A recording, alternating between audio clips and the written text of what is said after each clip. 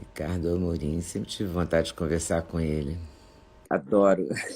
Tudo bem? Oi, Helena, tudo bom? Tudo bom? Pô, Sempre tive vontade de, sempre tive cheguei numa hora vontade de te boa, hein? Você entrevistar. comentando que tem 6 filhos. Eu tô com você. Merece mais do que uma live, merece uma homenagem. A mulher dele merece. Eu fiz a live com Pois é. ele hoje, mas a mulher dele é uma. E ela é médica, abandonou a medicina para criar filhos. Olha que loucura. Você Não sei se vê. loucura. Eu acho que nos dois casos é alguém que cuida da vida. E eu acho que ela tá fazendo isso de É, uma outra é forma e de uma verdade, você forma fez uma muito boa. bacana. Gostei, fez uma boa analogia. Eu já acho loucura, porque imagino 6 crianças nessa pandemia dentro de casa, deve ser um inferno. Eu não sei se é loucura, mas eu não teria essa capacidade. Isso eu tenho Nem eu. certeza. Eu tive um filho só, sou mãe de filho único, eu não ia dar conta, não. Ricardo, já te apresentei aqui, economista, apresentador, o nome mais conhecido do LinkedIn, startups, educação à distância, mentoria, Ricardo Amorim, um belo currículo, um belo perfil, um belo trabalho. Neste Obrigado. país onde o dólar está em alta, onde o Uhum. BC diminuiu os juros, eu quero saber tudo de você. Nós dependemos da sua informação. Vai ser um prazer poder ajudar em tudo que eu conseguir. Oba! Então vamos começar. Você está assustado com o dólar em alta e com aquela moeda que a China criou, o dinheiro digital chinês? Olha, assustado não, porque eu não estou surpreso com nenhuma das duas coisas. Primeiro, com relação ao dólar. A gente está vivendo. Eu estou assustado com várias outras coisas. Aliás, são essas coisas que estão assustando não apenas a mim, que explicam porque o dólar está em alta no Brasil.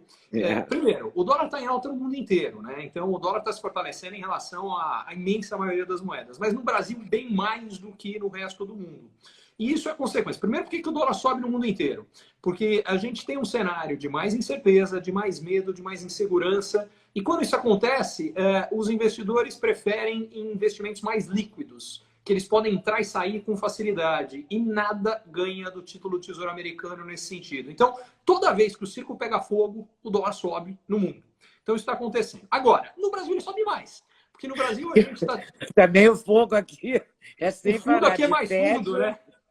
Pois é, e particularmente tem dois fatores aqui no Brasil que estão agravando a situação da alta do dólar.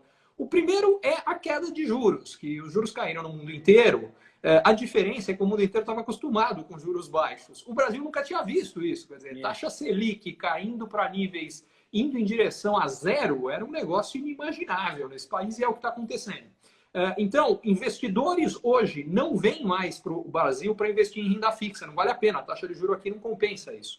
Então, esse dinheiro saiu. E o último fator, que é o mais importante doméstico brasileiro, é o caos político, a incerteza, o pau comendo solto. Isso tudo também leva o dólar a subir mais. Então, por conta disso tudo, já faz um bom tempo que eu venho cantando essa bola, que o dólar ia subir mais, e só para reforçar, em relação aos níveis atuais, infelizmente, se a gente olhar para as próximas semanas e para os próximos meses, eu acho que ele vai subir ainda mais, talvez bastante mais. Ele não vai ficar lá, tá, Leda? Isso é um ponto importante, porque o dólar já está em relação ao real, eu faço uma comparação, ajustando pela inflação aqui no resto do mundo, ele já está mais ou menos 90% mais caro do que a média dos últimos 40 anos. E só uma vez ele ficou mais caro do que está hoje, que foi em outubro de 2002, na época da eleição do Lula. Se a gente ajustar para valores de hoje, ele chegou no que em valores de hoje seria quase R$ 7. Nada impede que ele chegue lá de novo, ou até que passe um pouco disso.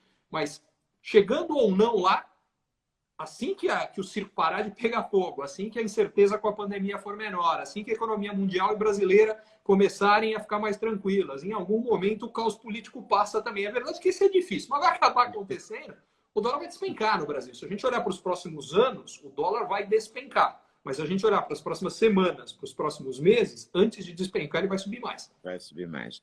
Alguém me disse que o banco que teve uma reunião do Banco Mundial, que o Banco Mundial falou em R$ 8, o dólar a R$ 8 no Brasil, antes do final do ano. Eu não vi essa reunião, pode ser, mas para isso acontecer, para o Mas dólar está chegar em batendo 8, como você está dizendo. Você disse que ele vai subir ele vai subir, bastante. mas uma coisa é subir, outra coisa é chegar em R$ 8. Para subir até R$ 8, o circo tem que pegar fogo. O que faria o dólar a R$ 8 no Brasil? Processo de impeachment no Brasil. Possibilidade número 1. Possibilidade número 2, um processo arrastado de impeachment, tá? Com muita briga, leva o dólar a R$ 8? Pode ser. Segunda possibilidade de um dólar a R$ 8 no Brasil.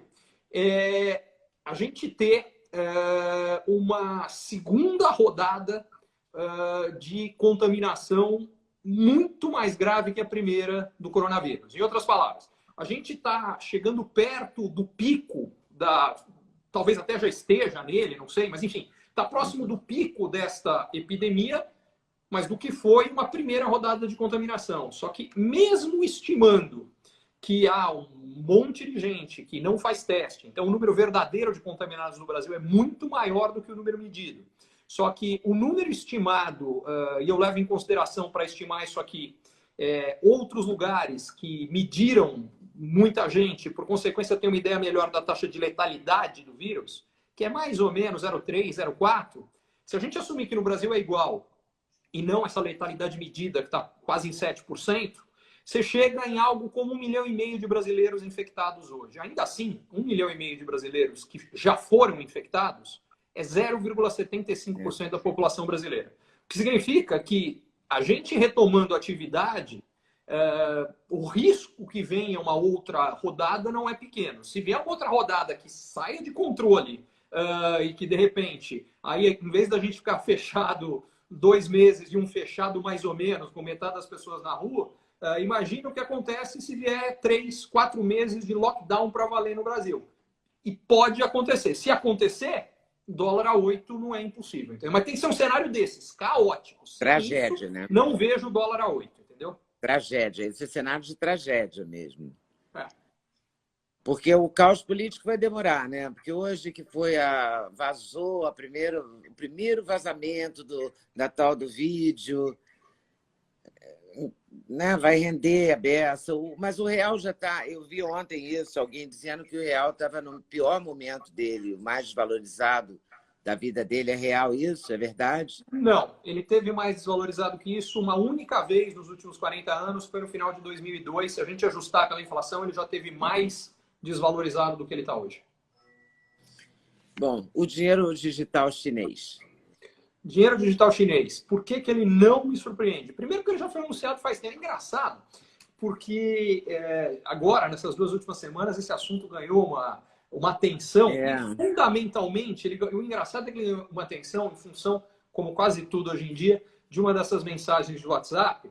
As pessoas não liam a matéria original, que é uma matéria do The Guardian, mas liam o texto do e-mail. E o texto do e-mail, não da mensagem, era basicamente que não, a China achou uma forma de escapar do dólar e da coisa americana. Só que aquilo tudo não é verdade, aquilo é uma bobagem. É verdade que a China criou uma moeda digital que, na realidade, ela está substituindo a moeda física chinesa.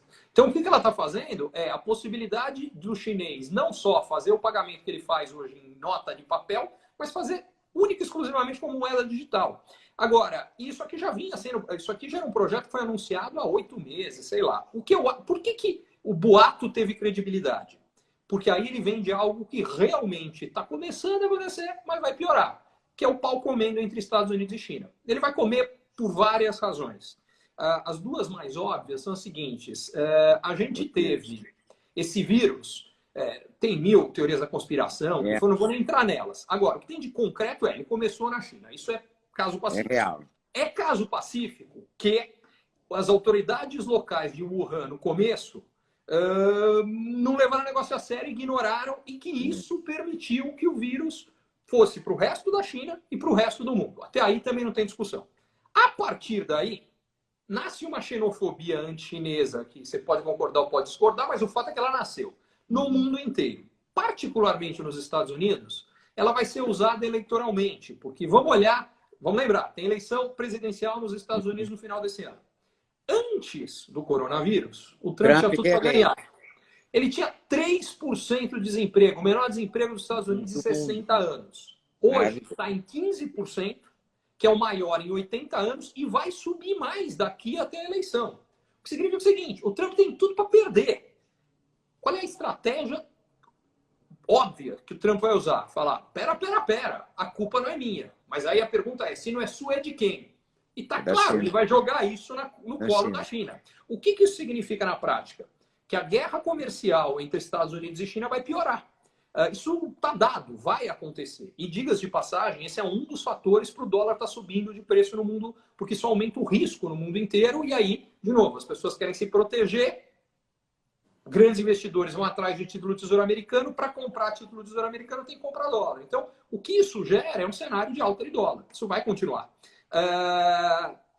Mais um dos fatores que leva a isso. Agora, toda a história da teoria da conspiração em cima da moeda chinesa, aí já Você não compra, não. Aquilo tudo cola por conta desse cenário todo que a gente está vivendo.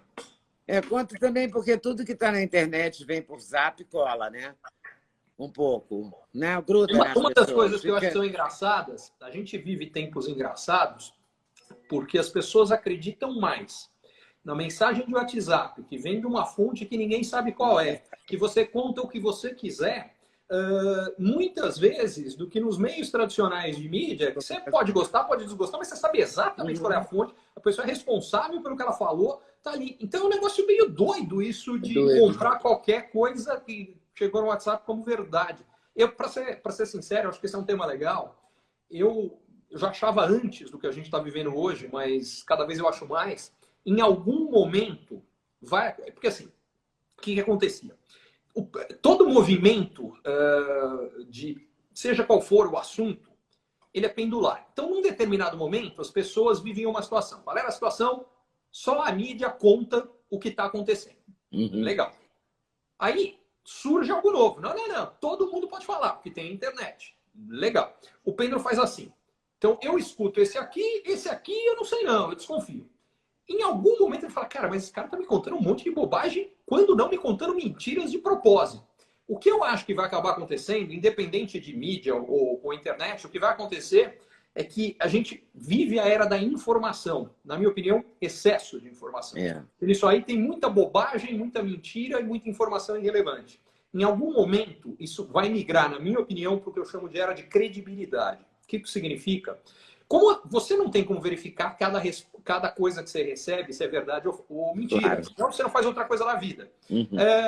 E aí o que eu acho? As pessoas vão ter que optar em falar quais são as fontes que eu confio. E é isso que eu vou pegar. O resto, eu vou filtrar, porque não dá. E chega um monte... Tem um problema grave nisso, tá? Que vai reforçar aquela história das bolhas de informação. Mas eu acho que eu não vejo outra opção, porque... Tanta bêbada. Eu vivi pessoalmente isso, na coisa do fake news. No começo da pandemia, eu gravei um vídeo explicando como a doença se transmite, que é um processo exponencial, e quase ninguém entende o que é um processo exponencial. O processo começa pequenininho e que cresce muito rápido. Era quando começou a pandemia e o pessoal falava, bobagem, isso aí não vai dar em nada, não tem nada. E eu falava, gente, você não está entendendo. O que hoje é nada, amanhã... Eu pegava a história do xadrez mostrando, rapidamente fica gigantesco. E contava isso aqui. Em resposta a isso, como isso não ia a favor de uma corrente política que não queria exatamente levar a sério a doença, a resposta foi começaram a soltar um vídeo falso na internet. Um vídeo não, minto, um áudio, com um cara imitando a minha voz. Pessoalmente, eu acho a imitação tosca, acho horrorosa, mas muita gente acreditou que era tudo o contrário do que eu acreditava. E um vídeo mal educado, o cara era grosso, enfim, mas enfim, muita gente acreditou naquela bobagem. Então é marcante como essas coisas vão. Nesse ponto, quer dizer, tirando essa parte de fake news, de invenção, de áudio falso, de atribuir texto ao escritor que nunca escreveu, tirando essa parte, a mídia tem uma parcela de culpa nisso. Porque quando eu fazia telejornal, a gente tinha uma ordem, que era de ser imparcial, falar objetivamente. Tal. Aí veio a informalidade, que até participei no começo dela, quer dizer, sou até um pouco responsável por isso. Comecei a brincar com isso e tal. Tudo bem, foi indo. E agora há um partidarismo, há uma mídia militante como há um judiciário militante.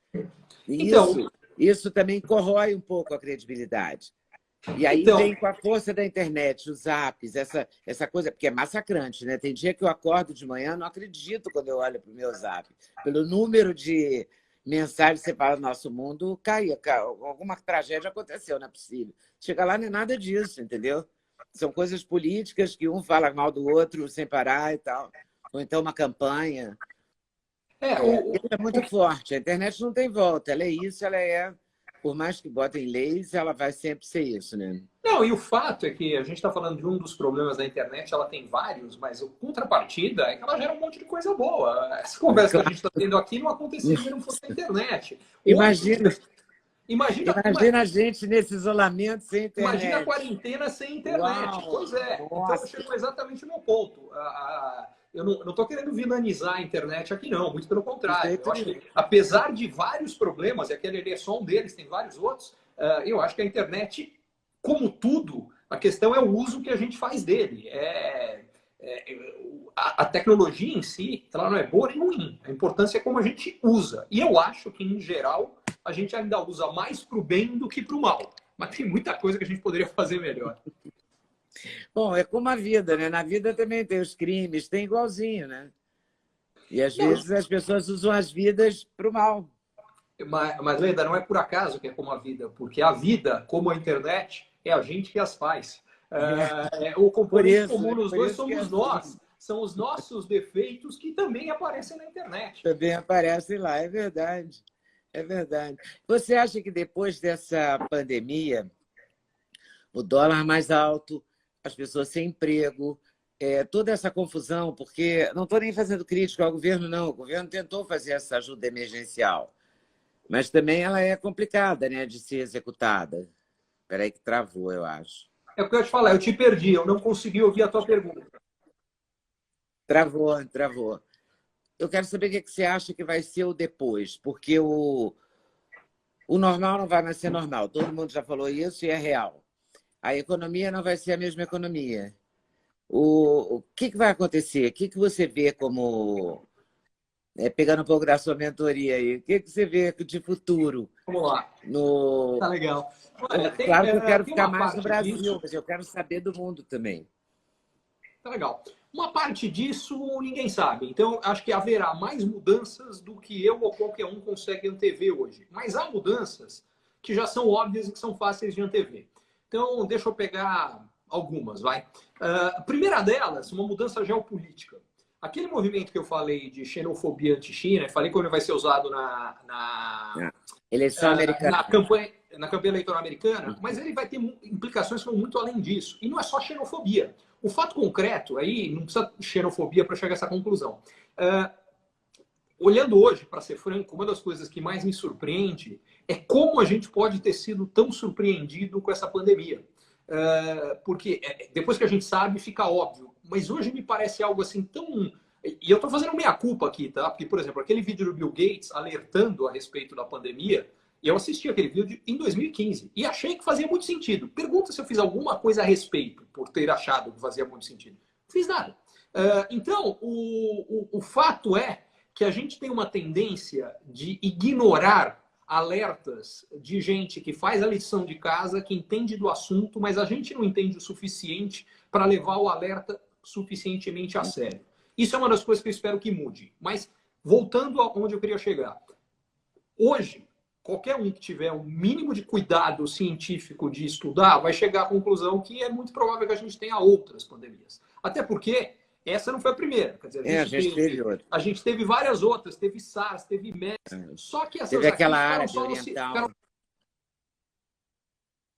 Isso, diga-se passagem, o Oriente estava muito melhor preparado para lidar com a pandemia do que nós, porque eles tinham vivido outras pandemias. A gente não, aqui do lado do Ocidente. Por isso que lá foi muito menos grave do que aqui, quase em todos os casos. Mas o meu ponto é o seguinte: onde vai nascer a próxima pandemia? Por uma questão simples de probabilidade, a chance de que seja de novo na China ou eventualmente na Índia é brutal. Para começar, os dois países juntos têm 1/3 da população mundial. Segundo lugar, os dois têm condições sanitárias, em vários casos, bastante complicadas. No caso chinês, você soma isso aí ao fato de que muita gente lá come coisas que no resto do mundo as pessoas provavelmente não comeriam, e animais, porque os indianos comem muita coisa de origem vegetal, os chineses comem muita coisa de animal. Então, muito provavelmente, a próxima pandemia nasce de lá também. Segunda coisa que as empresas devem ter aprendido é que elas precisam ter a mesma coisa que qualquer empresa do mundo digital. Tem que ter algo que é replicado e que tem um plano B. O que eu estou falando? Cadeia de suprimento das empresas foi montada para ter o mínimo custo possível, o que na prática quase sempre significa deixa que o chinês faz uma grande parte disso e manda para você. Só que hoje ficou claro o risco disso. Porque a gente viveu uma situação agora na qual quebrou a cadeia de suprimento, então quebrou a oferta, mas quebrou a demanda, as pessoas pararam de comprar. Então, não foi tão grave, mas poderia ter acontecido uma situação que o chinês não podia produzir, vamos dizer que a pandemia ficasse só na China e que fosse muito maior do que foi. O chinês não tinha mais condição de mandar o produto para cá, que era matéria-prima para fazer um monte de outras coisas. Só que, para cá e para lugar nenhum do mundo. Só que a gente continuaria consumindo. Só que não ia ter o que consumir, porque não ia ter o que produzir. E aí chegou no meu ponto. Eu acho que as empresas devem ter aprendido isso, e isso vai ter várias implicações. Primeiro, as cadeias de produção vão ser mais nacionais nos países grandes, como o Brasil, Estados Unidos, e regionais, no caso dos países menores. Segundo, vão começar a ter, igual o cara que tem 2 provedores de internet, se cair um, eu tenho outra opção. É agora. Estou fazendo no meu celular, mas tem... Aliás, estou fazendo no meu Wi-Fi, mas tem a conexão do 4G aqui também. As empresas vão ter isso nas suas cadeias de produção. Então, isso é a primeira coisa que claramente vai mudar. Isso vai mudar a forma de trabalhar e produzir no mundo. Primeiro ponto. Segundo, tecnologia. Transformação digital não é novidade. O que é novidade é o que ela acelerou. Eu trabalho com isso, algumas das minhas empresas ajudam clientes a fazer o processo de transformação digital. E eu não tenho dado para confirmar o que eu estou dizendo, mas eu chutaria que nos últimos 2 meses o Brasil e o mundo avançaram mais do que nos últimos 5 anos. Então, várias tendências foram aceleradas pela crise. Por exemplo, aquela que eu falei é uma tendência de anti- e desglobalização, que desde a eleição do Trump está acontecendo. Foi acelerada por isso aqui. Essa aqui é de transformação digital. Então, restaurante que não tem delivery, até outro dia ainda tinha, agora acabou. Empresa que não tem de comércio, que não tem e-commerce, acabou. Isso é coisa do passado. Empresa que não usa serviço de videoconferência, acabou. Então, tudo isso veio para ficar, porque muita gente que não usava isso antes, que não estava acostumado, acostumou, e depois que acostumou, não volta mais. É por isso que o novo normal não é igual ao anterior. Você acha que na educação também vai ter uma importância? Porque a educação à distância existia, mas não tinha a importância que vai ter, eu acho, daqui a pouco. Você não acha, não? Você trabalha com isso também, de certa forma, né? Sim, eu acho que vai mudar, inclusive, o próprio conceito. Porque o termo ensino à distância determina... Na minha opinião, ele está completamente errado, tá? Porque ele tem 2 focos errados, mas que falam muito sobre como a gente vê isso. O primeiro a gente chama de ensino. O que importa não é ensino, é o aprendizado. O que importa é quem recebe e não quem ensina. Mas quando a gente chama de ensino, a gente está olhando da ótica de quem está ensinando. Segundo, isso é importante porque é como ele foi montado, é sob a ótica do professor, é no modelo antigo. Está errado, vai mudar. Vai ter que inverter, vai ter que inverter. Exatamente. O segundo é a distância. A gente está definindo a característica do ensino pela distância física. Quando o que importa não é isso. O que importa é a qualidade da transmissão do conhecimento, da informação e efetivamente do aprendizado. E aí chega o ponto onde o que eu acredito que isso vai migrar é para o que eu chamo de aprendizado mediado por tecnologia.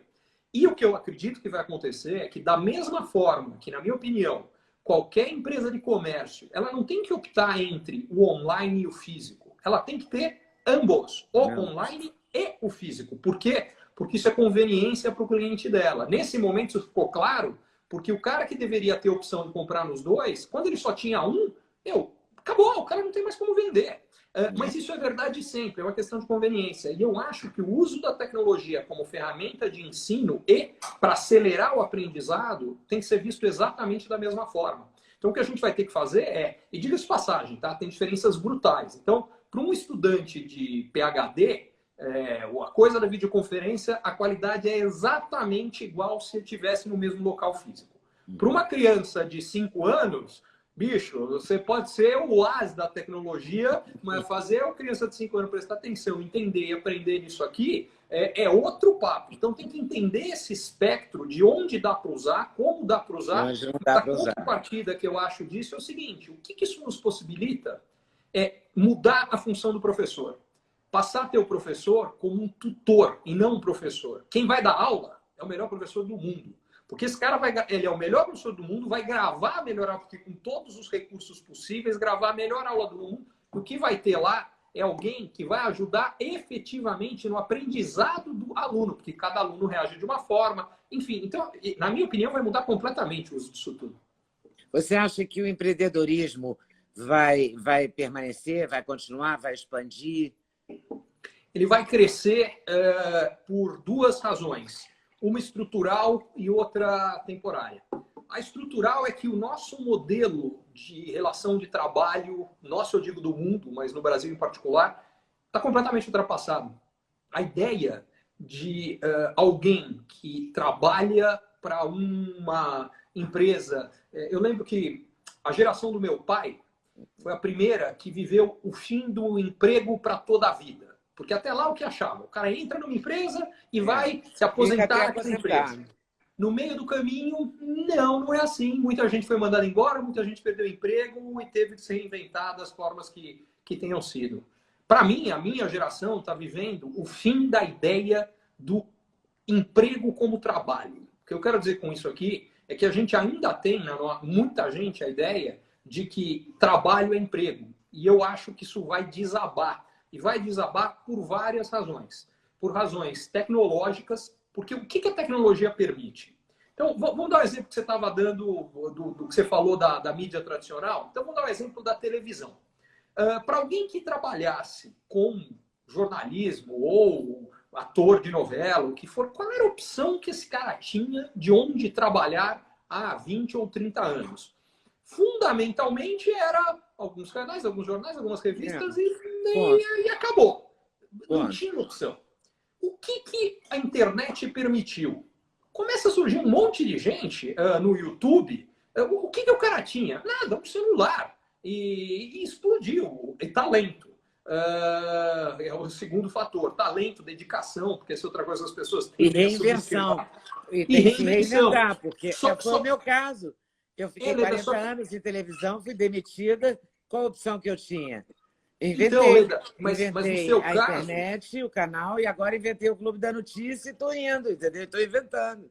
Então, mas no seu caso, você viveu as duas realidades. Você viveu uma primeira realidade e, no segundo momento, uma outra. O que eu acho que cada vez mais vai ser verdade é pessoas que podem, ao mesmo tempo, viver várias dessas realidades. É o meu caso. Então, eu faço televisão, muita gente me conhece de lá e muita gente nem sabe que eu faço televisão. Porque tem muita gente que me conhece, seja da internet, seja das palestras que eu faço, seja de um monte de outras coisas. E o que eu acredito é que cada vez mais a gente vai ter a opção de ser o protagonista na construção das próprias carreiras. Porque antes a gente não tinha os meios de poder fazer isso. Então eu dei o exemplo de alguém que trabalha com jornalismo ou alguém que, sei lá, pensa mais que jornalismo, cinema. Como é que o cara ia poder fazer algo de cinema sem ter uma grande produtora por trás? Aí o cara faz um canal de YouTube e explode. Entendeu? Então, mudou. E isso mudou em tudo. Então, as pessoas hoje optarem em trabalhar numa empresa, qualquer coisa, é uma opção e não tem nada de errado nela. Mas o que precisa ficar claro é que ela é uma opção. É uma coisa só, é uma opção. É uma opção, exatamente. Uma de várias. E tudo bem, cada um tem que ter as suas. E ótimo, e fantástico.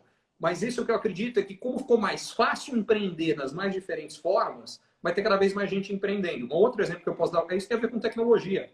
Porque as tecnologias hoje, que na nuvem são disponíveis para qualquer moleque realmente de 18 anos, numa garagem, criar uma empresa que, de repente, 5 anos depois, vale 1 bilhão, na prática, isso antes, tinham 3, 4 caras que fizeram isso, eram histórias lindas, mas eram 3, 4.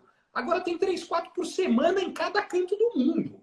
É muito mais fácil e realista.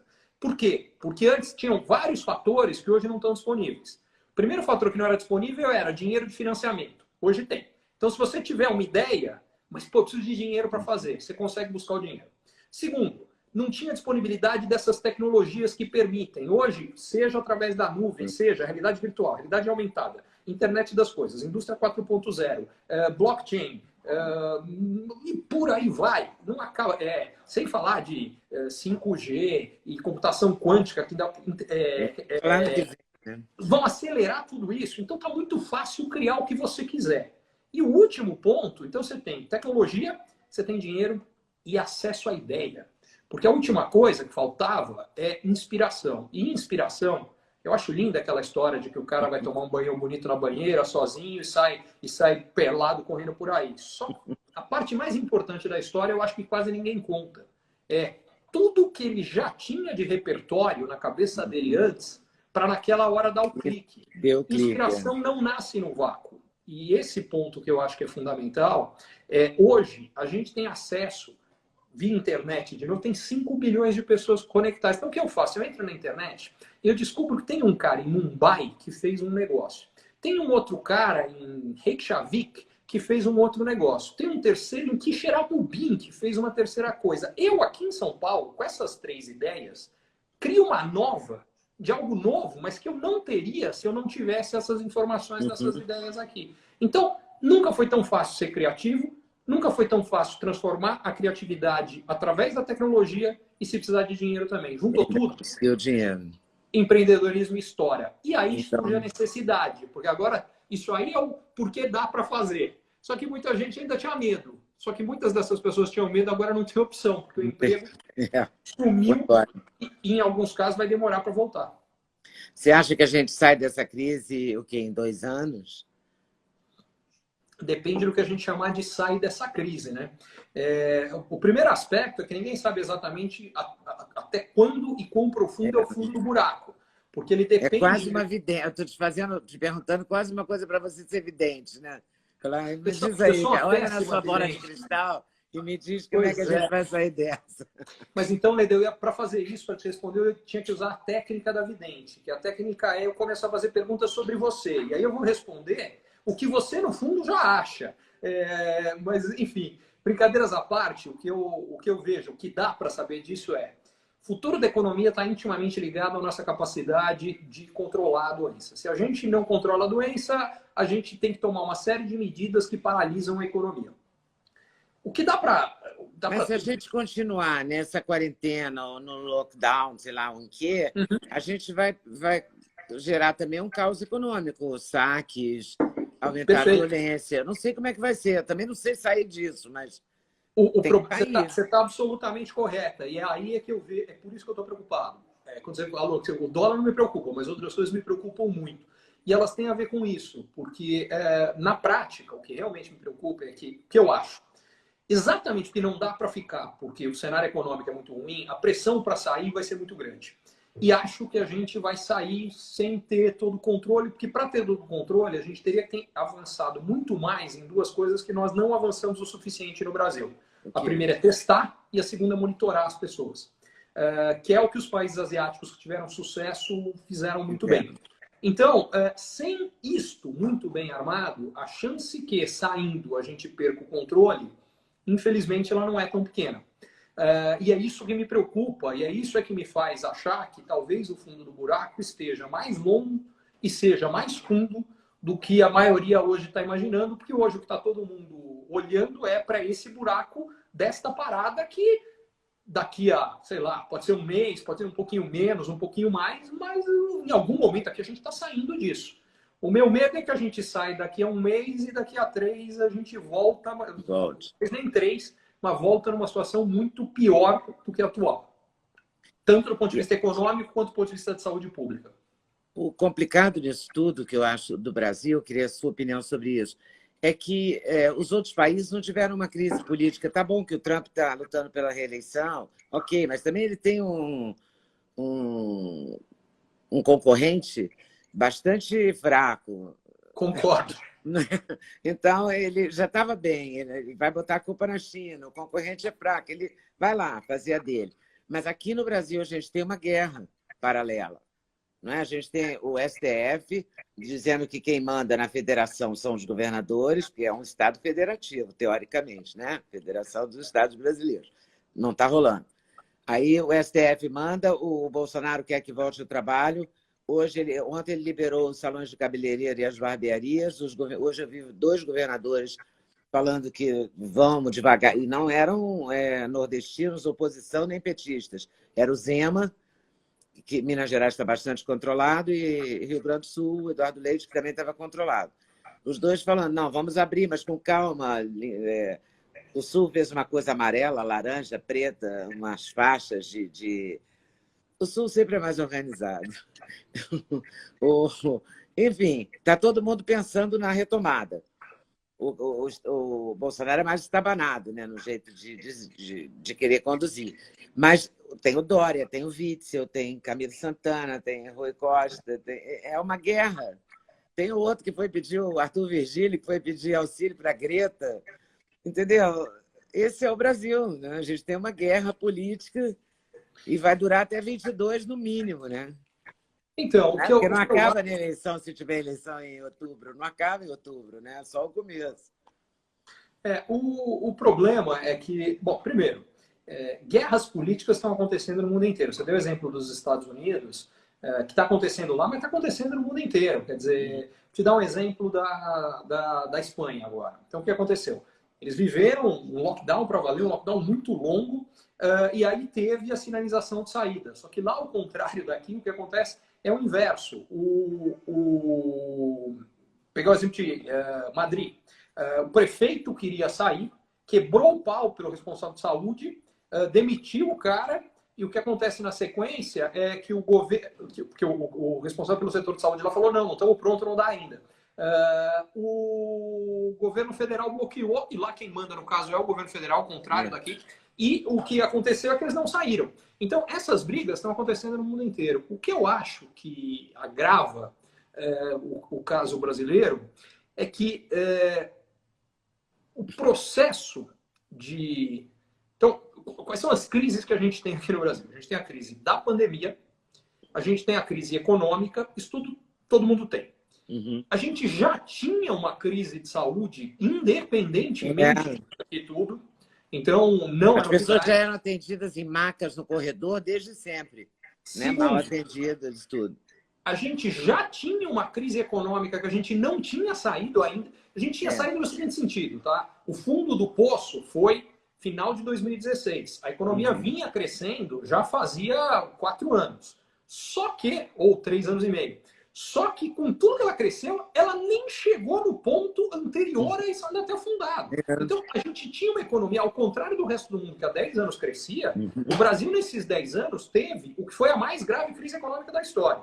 E aí você soma tudo isso como uma polarização, tem no mundo inteiro, mas aqui no Brasil é absurda a polarização política. Nossa. Tanto que uma das coisas que mais me incomoda é que as pessoas hoje, elas não julgam mais decisões, ideias e fatos. Elas julgam quem fez. Então, se é do lado que eu apoio, cara, elas apoiam qualquer absurdo. Se é do lado que eu sou contra mesmo que faça todo sentido. Uma das coisas que eu adoraria... A cloroquina foi a prova disso, cabal.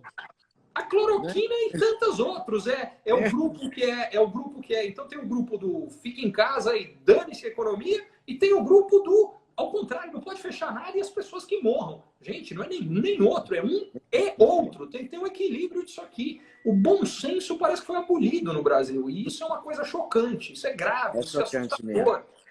E o que eu imagino, o que eu espero, é que a gente seja capaz de usar isso aqui. Sabe uma coisa que eu adoraria? Que lançassem uma rede social que conta as coisas, mas não conta os atores. Então, alguém falou, temos que usar a cloroquina. Por causa disso, disso, daqui. O que você acha da ideia? Não sei quem falou. Você vai julgar a ideia e parar de entrar nessa bobajada que a gente criou um fla-flu político aqui, que tem grupos que defendem coisas as mais absurdas possíveis. E as mesmas coisas que eles criticavam quando era o grupo oposto. Aí você fala, pô, gente, coerência não precisa, né? Não tem. É isso que você falou mesmo, o bom senso foi embora, botaram alguma coisa na água, não é possível, entendeu? Porque dançou, virou uma coisa, né, alucinada, assim. Você acha que a gente Você falou da água, eu acabei de tomar, espero não ter um também vou tomar, pronto. Você acha que tem uma chance da gente criar uma indústria made in Brasil, assim, com essa história de não trazer tudo da China, não parar com esse apego às coisas de fora? Olha, Será que um dia que isso... bom, vamos lá. Não agora, claro, mas daqui a pouco pode acontecer? Pode, mas a parte mais importante é que para isso acontecer e ser bom, a gente tem que fazer uma enorme lição de casa. O que eu quero dizer com isso?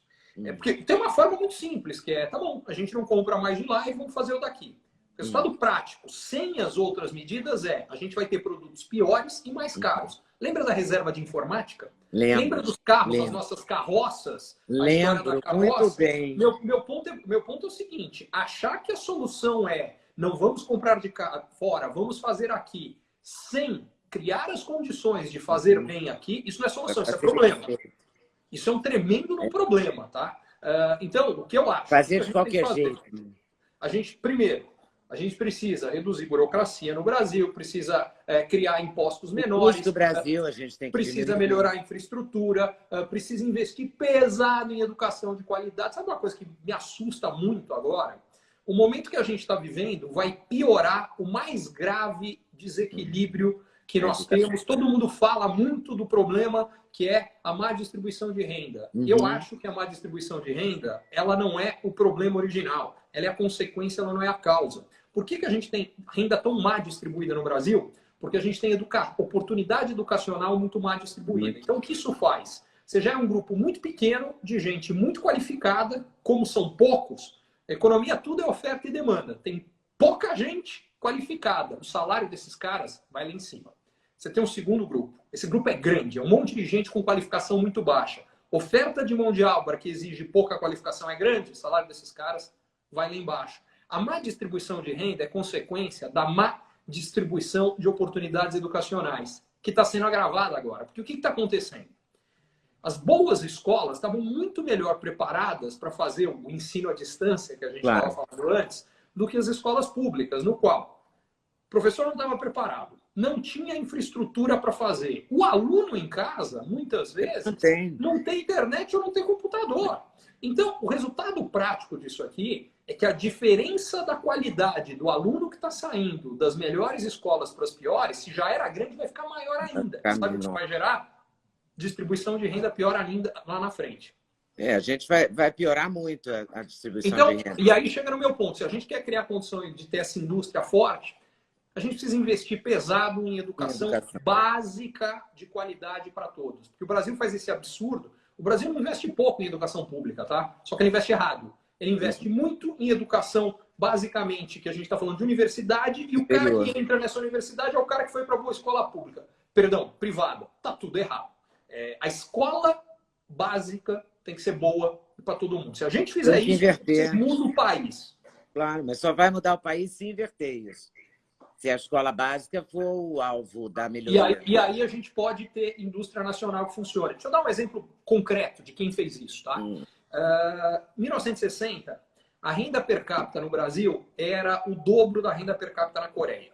O que os coreanos fizeram? Eles fizeram exatamente o que eu falei. Eles investiram pesado em educação básica de qualidade. O que eles conseguiram com isso? Hoje, a renda per capita coreana é 4 vezes a brasileira. Mais do que isso, no meio do caminho, só que foram 2 gerações para chegar lá.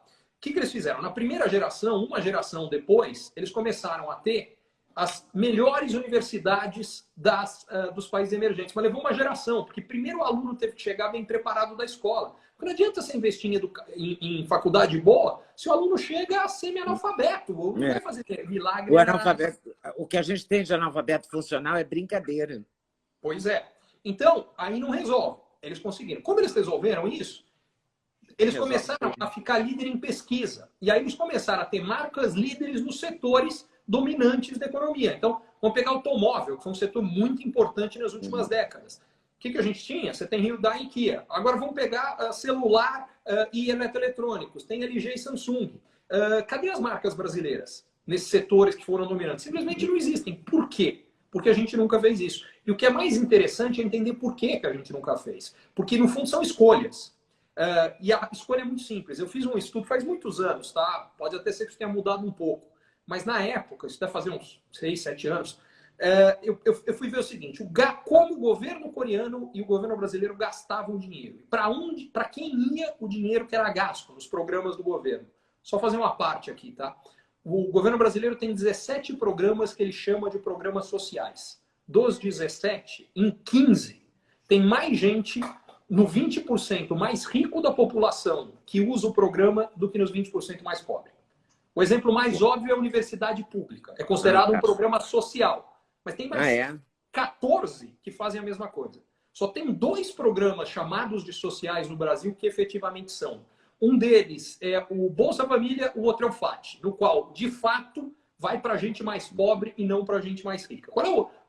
Essa é a primeira grande distorção que a gente tem no Brasil. Mas tem uma outra. O Brasil gasta com o passado e não com o futuro. O que isso quer dizer na prática? Quer dizer o seguinte, eu peguei e dividi o gasto do governo por 3 grupos. População de 0 a 15 anos, criança. População dos 15 aos 65, adultos em idade de trabalho. Acima de 65, pessoal em idade de aposentadoria. Muito bem. E descobri o seguinte, tira o grupo do meio para ficar mais fácil. Vamos pegar os 2 extremos.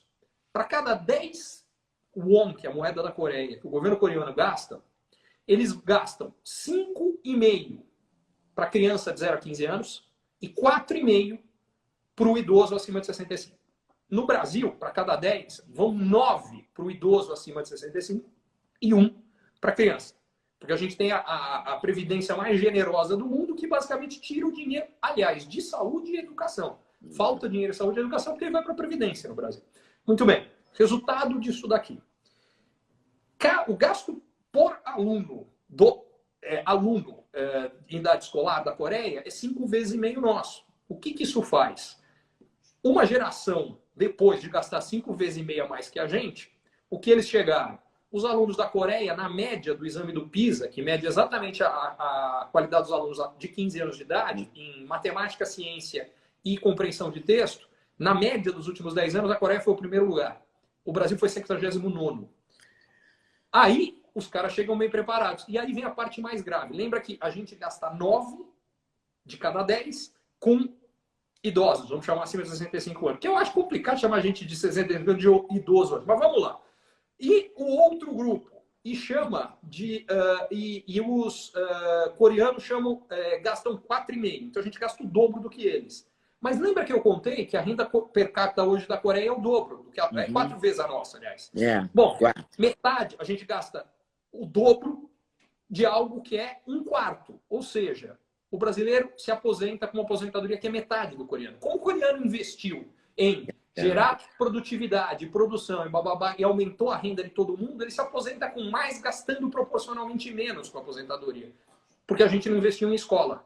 É aí que entra o que eu falo das escolhas que a gente tem que fazer. Uma escolha, como sociedade. Aí é que está o nó, né? O nó está aí, né?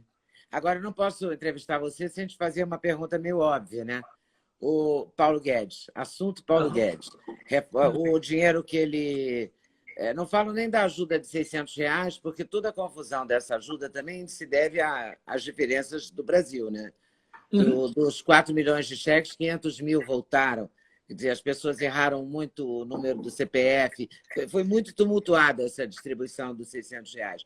Por culpa do governo também, mas também por culpa das nossas diferenças sociais.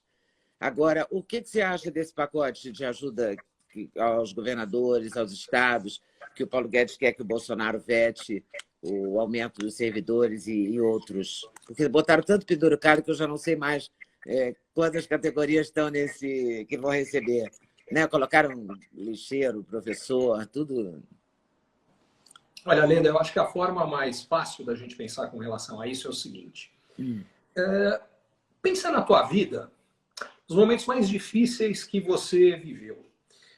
Se você olhar para trás e pensar em qualquer um deles, você vai perceber que as pessoas que viveram esse momento junto com você e que te apoiaram e que estavam juntos e que viveram os sacrifícios juntos, a relação de vocês saiu fortalecida. Isso vale nas nossas relações pessoais, vale dentro de qualquer empresa e vale dentro de qualquer país. E chega onde eu quero chegar. A gente está vivendo um momento que é ímpar da história do mundo e história brasileira. A forma como a gente vai lidar com ele vai determinar se a gente vai sair como uma sociedade melhor, mais forte, mais unida, ou ao contrário, mais rachada, mais rancorosa e pior. O que determina isso, fundamentalmente, é a capacidade de todos dividirem sacrifícios. Nesses momentos difíceis, quando as pessoas se unem para encarar a dificuldade junta, elas saem fortalecidas, e saem com uma causa comum. O que está acontecendo no Brasil? O Brasil e o mundo estão vivendo um momento muito difícil, só que a gente viveu o seguinte racha. O setor privado paga a conta e o setor público como se nada estivesse acontecendo. Então, o racha é muito simples. As pessoas estão perdendo o emprego ou tendo redução de salário. As pessoas que têm empresa estão quebrando. Então, no setor privado, está doendo muito em todo mundo. No setor público, o sacrifício, entre aspas, que está sendo pedido é não ter aumento de salário. E nem isso eles toparam. É uma loucura. E diga-se de passagem, quando eu falo setor público, eu incluo, porque é a mesma coisa, afinal de contas, todos eles são nossos funcionários, são servidores nossos. Eu incluo os juízes, incluo o judiciário, incluo o Ministério Público, incluo o Legislativo, incluo o presidente, o governador, os prefeitos. O que tinha que acontecer é que eles deveriam, ainda mais eles que não têm risco de perder um emprego, eles são seus primeiros a estarem cortando os próprios salários de todo mundo no setor público que está tendo redução de trabalho, que é o que está acontecendo no setor privado. Pô, Ricardo, e como é que fica o profissional de saúde? Esse cara não está trabalhando menos, ele está trabalhando mais. Esse é óbvio que tem que ter corte de salário, não é disso que eu estou falando. Agora, é um absurdo que a gente separe ao que está acontecendo, a gente está dividindo o Brasil em castas. E isso aqui só gera divisão, só gera mais ressentimento. Então, eu não tenho dúvida nenhuma que o Paulo Guedes está absolutamente certo no que ele está exigindo que o Bolsonaro faça, que é falar, não é possível, ainda por cima, esses caras terem aumento. Vou mais longe. É inadmissível que os políticos não tenham, eles, falado, cara, fundo eleitoral e fundo partidário, vai tudo para a saúde. É claro. E alguém pode falar, pô, Ricardo, mas são 3 bilhões de reais. Em relação ao tamanho que tem o pacote total de estímulo, são 1 trilhão e 200 bilhões. Não vai fazer diferença. Gente, é um exemplo. A princesa da Suécia, que, aliás, é filha de brasileira, desde que começou isso aqui, ela está trabalhando como voluntária em hospital. Fazendo o quê? Limpando equipamento sujo. Quer dizer, quando a princesa dá esse exemplo, qual é a leitura da sociedade da Suécia? Estamos todos juntos nessa. Qual é a leitura que a classe política e todo o funcionalismo público passaram para o Brasil? Não, o problema não é meu, o problema é de vocês. Eu estou fora. E isso é gravíssimo do ponto de vista de sociedade. E é triste, né?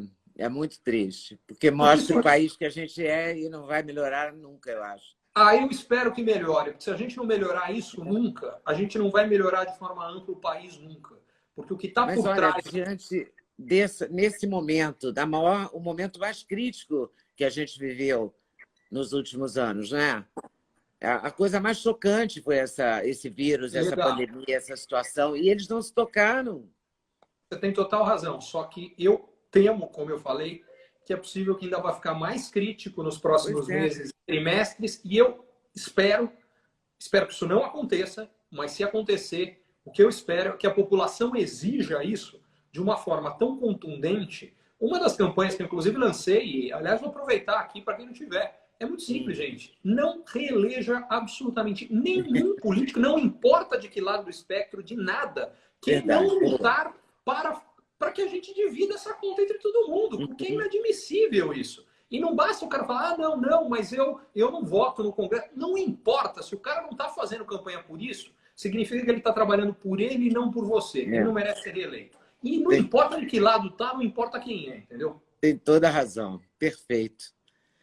Isso mesmo, Ricardo Amorim. Tá certíssimo. Foi um prazer, muito obrigada. Prazer é meu. Vamos lá, vamos encarar essa, né?